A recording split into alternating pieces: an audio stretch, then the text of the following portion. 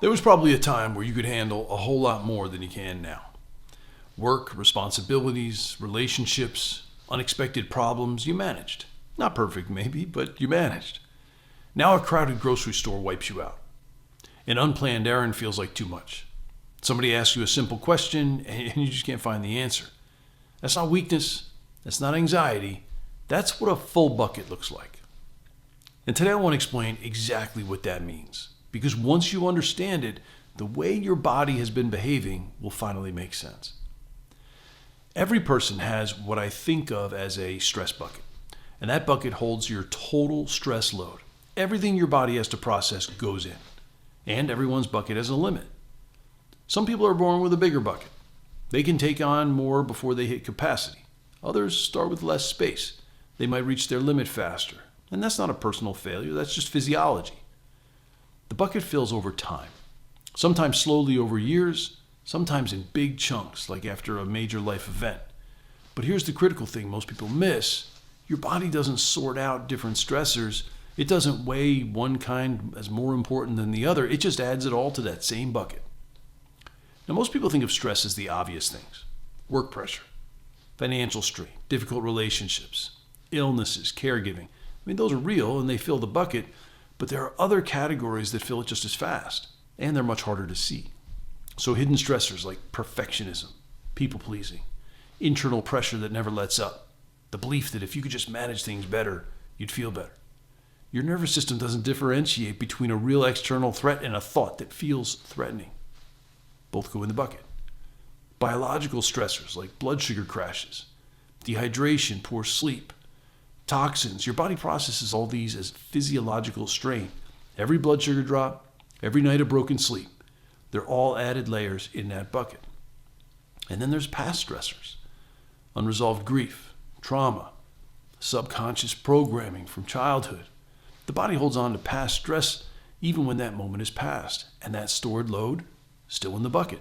And this is why when two people can face the same situation and respond completely differently, it's not about how tough you are, it's about how full that bucket already was. There's another layer that's worth understanding, and I want to spend a moment on it because it explains a lot for a lot of my patients. Your bucket size isn't just determined by your adult life. It was shaped way earlier than that. Early life experiences wire the nervous system. Unpredictable or stressful childhoods, it can train the body to stay on high alert. Relentless stress in young adulthood reinforces survival mode. And through what's called epigenetics, chronic stress can alter how genes express themselves, meaning those stress patterns can run in families. So if anxiety, fatigue, stress intolerance runs in your family, it's possible your nervous system adapted to an early kind of high-threat environment.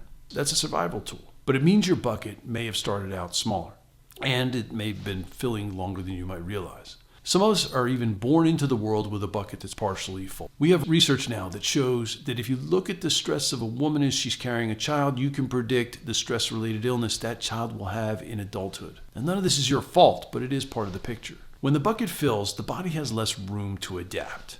And that's when the symptoms start to enter into the picture. The early warning signs, emotional reactivity, small frustrations feel enormous. An offhand comment derails your entire day. You know your reaction's out of proportion. You just can't stop it. Energy crashes after minor demands like errands, conversations, making a decision. Things that used to be nothing now require recovery. Sensory overload, bright lights, loud sounds, crowded spaces feel generally unbearable. Not just uncomfortable, unbearable. And the one I hear constantly, I just can't handle what I used to. That's not you getting weaker. That's your bucket having been too full for a long time with nothing being taken out. And this is where I want to be direct with you. If you've tried approaches that helped a little but never stuck, supplements, dietary changes, detox protocols, the bucket is usually why. When the bucket is overflowing, your body is still in crisis management. It doesn't have the capacity to absorb support. No matter how good the support is, you're adding to a system that's just got no room. Healing requires space, and creating space means both reducing what goes in and actively draining it at the same time. You don't have to empty the entire bucket at once. That's not how this works. You just need enough room so that your system can have tolerance and start to recover instead of staying in crisis mode. That means looking honestly at what's filling it. External demands that you can reduce or pause. Internal pressure you can begin to notice and soften. Biological stressors, blood sugar, hydration, sleep, things that are within your reach to stabilize. And it means developing behaviors that actively drain the bucket. A short time outside, nourishing meals without distractions, moments of genuine rest, not just stopping, things that tell your nervous system it's safe. Healing isn't just subtraction, it's both.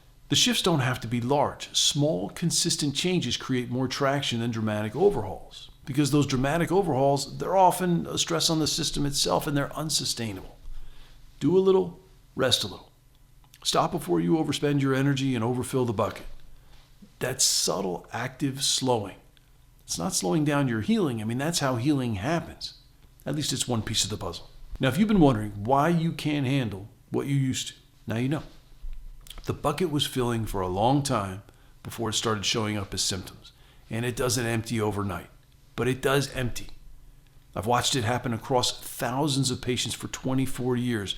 The capacity comes back, the reactivity softens, and life starts to feel manageable again. Now, if you're not ready for one-on-one care, or if you want a place to start before that, Adrenal Healing Core is where I'd point you to. It's the full framework for working through this, including a complete stressor assessment and tools for beginning to empty the bucket. It's all inside, and the link's below. If you're not even there yet, that's fine too. Keep watching, because this channel exists because you shouldn't have to piece this together on your own.